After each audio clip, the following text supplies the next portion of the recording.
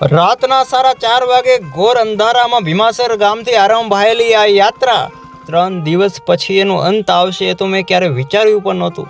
નમસ્કાર, મારું નામ સંદીપ અને હું એક્સપ્લોર કરવા જઈ રહ્યો છું પ્રાથર.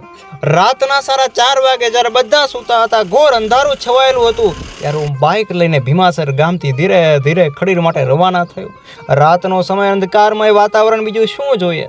ધીરે ધીરે કેટલાય ગામોને પાર કરતા હું પહોંચ્યો બાલાસર ગામ.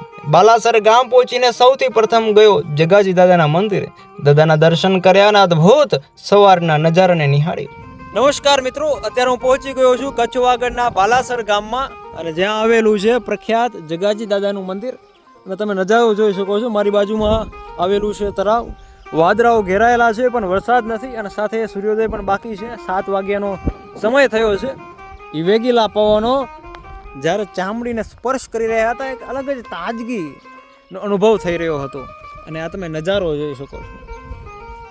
અત્યારે હું છું બાલાસર ગામમાં. દાદાના દર્શન કર્યા. હવે થોડોક ઇતિહાસ જાણીશું, અને ઇતિહાસ જાણીને આપણે રવાના થશું નીલાગર મહાદેવ માટે. નીલાગર મહાદેવ, શ્રાવણ મહિનો છે અને નીલાગર મહાદેવનું ધામ વાગડની અંદર ખૂબ જ શ્રદ્ધા અને આસ્થાનું મોટું કેન્દ્ર તમે કહી શકો. અને ત્યાંથી રાસાજી ગઢડાથી ગયો નીલાગર મહાદેવના ધામ. મિત્રો, આ એવી જગ્યા છે કે આપણું દિલ ખુશ થઈ જાય, આપણું હૈયું પાવન થઈ જાય, એવી પવિત્ર જગ્યા જ્યાં જૂનાગઢ જેવી હવા પ્રસરે છે. ખૂબ મજા આવી, ખૂબ આનંદ થયો અને ખૂબ વધારે સમય ત્યાં પ્રસાર કર્યો. સૂર્યોદય થઈ ગયો છે અને જે વરસાદની એક આશંકા હતી એ પણ હવે જતી રહી છે. હા, ઝરમરિયા થઈ શકે. આ પછી થોડાક વાદળા ઘેરાયેલા છે. નમસ્કાર મિત્રો, નીલાગર મહાદેવના દર્શન કર્યા, અને આ તમે સુંદર મજાનો નજારો નિહાળો યાર. અદ્ભુત, રમ્ય અને અદ્ભુત ડુંગરાઓ તમે જોઈ શકો છો. અને વચ્ચેથી ખરખર કરતી નદી, એટલે કે આમ તો બોકરો છે પણ આપણે નદી કહી શકીએ.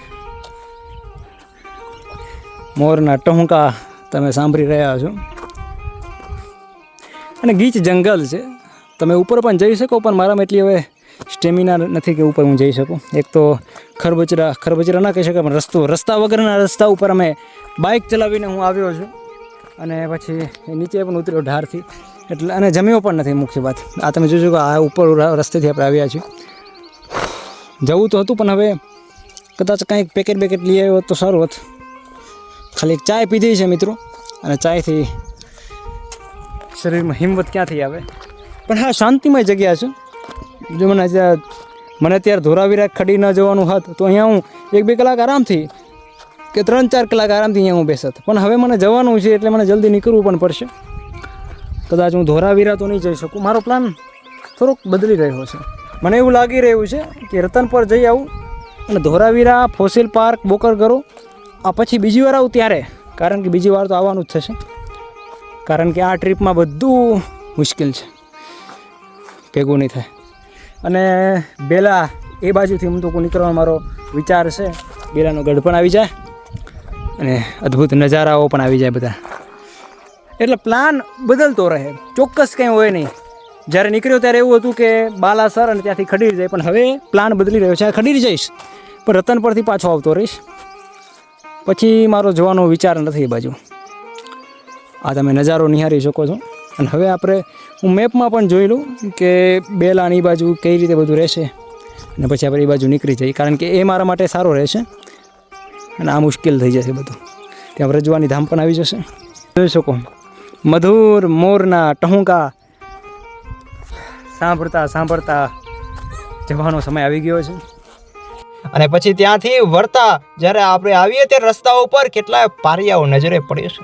પારિયાઓના દર્શન કર્યા, અને એ પારિયાઓની વીરતા અને જાણે કેમની શૂરવીરતા મારા મનમાં ફરી રહી હતી. અને ત્યાંથી હું આગળ વધ્યો રાસાજી ગઢડા ગામ તરફ. અને ત્યાં મિત્ર જયંતિભાઈ અને મનુભા, એમના સાથે વાતચીતનો દોર આગળ વધ્યો. ચાયથી જમવા સુધીનું રોકાણ વધ્યું, અને પછી તો જમીને હું ત્યાંથી છૂટો પડ્યો. ત્યાંથી હું પહોંચ્યો લોદરાણી ગામ. હવે કેટલું બધું એવું હોય છે જે આપણા પ્લાનમાં હોતું નથી, પણ એ બની જાય છે. લોદરાણી પહોંચીને મને યાદ આવ્યા પપ્પુભાઈ. મેં સંપર્ક કર્યો પણ થયો નહીં. પછી એક ભાઈને મેં પૂછા કરીને એ ભાઈએ એમના ભાઈ એવા બબાભાઈનો સંપર્ક મને આપ્યો. બબાભાઈને ફોન કરીને હું વેનુસર પહોંચ્યો, પહેલી વાર મુલાકાત થઈ. યાર કેવા ગજબના એ માણસ હતા. અને પછી અમે સૌથી પહેલા તો કુડામાં આવેલા શિવ મંદિરે ગયા, દર્શન કર્યા અને પછી વાવે ગયા. એક ઐતિહાસિક વાવ આવેલી છે. એમ કહેવાય છે કે લોધરાણીથી જ્યારે પાકિસ્તાન પહેલા જ્યારે લોકો નગર પાર કરીને એ બાજુ જતા ત્યારે આ વાવનું પાણી પીતા. એટલે આ વાવ એક એવી જગ્યા છે જે અનેક લોકોએ પોતાની તરસ છુપાવી હતી. આ જગ્યાને નિહાળીને અમે પહોંચ્યા લોધરાણી ગામની કે એવી ઐતિહાસિક અનનોન જગ્યાએ, જે જગ્યાએ પહોંચતા જ આપણું હૈયું જાણે કે થનગનાટ કરવા લાગે. આ બધા ડુંગરોની આ ઊંચી ટેકરી લાગતી હતી ને અહીંયાથી અદ્ભુત નજારો જોવા મળી રહ્યો હતો. અહીંયા વિશાળ કાય પથ્થરોમાંથી બની ગયેલી કલાકૃતિઓ પણ જોવા મળી. આ બધું નિહાળતા અમે પહોંચ્યા લોધરાણી ગામમાં આવેલા પ્રાચીન શિવ મંદિરે, જ્યાં પણ વિશાળ માત્રામાં આવેલા છે પારિયાઓ. સાથે નીચે સરસ મજાનો બગીચો પણ બનાવવામાં આવ્યો છે. અહીંયાનું વાતાવરણ પણ આધ્યાત્મિક અને સાથે ઐતિહાસિકની દ્રષ્ટિકોણથી જોવા જઈએ તો ખૂબ જ અદ્ભુત હતું. ત્યાંથી ગયા જ્યાં બની છે વાગડની મહાન મિત્રતાની કથા એવા ડુંગરાજી ભગતના મંદિરે. એમના દર્શન કર્યા અને અદ્ભુત નજારાને નિહાળ્યું. ડુંગરાજી ભગતના દર્શન કરીને અમે પાછા બુવાભાઈના ઘરે પહોંચ્યા અને ત્યાં પપ્પુભાઈ પણ ભીમાસર ગામથી વાગડથી લોધરાણી ગામ પહોંચી ગયા હતા. વાતચીતનો દોર વધ્યો અને અંધારું પણ થવા લાગ્યું અને પછી તો બાયડ પરિવાર દ્વારા રોકાવાનો આગ્રહ કરવામાં આવ્યો. પછી તો મારા પ્લાનમાં પણ મને ચેન્જ કરીને રોકાવાનો પ્લાનમાં રાઈટ મારવું પડ્યું. રાત્રે ડાયરો જામ્યો અને પપ્પુભાઈએ તો ભજન લલકાર્યા અને આ અદ્ભુત અને આજનો દિવસ અહીંયા પૂર્ણ થયો. આપનો ખૂબ ખૂબ આભાર.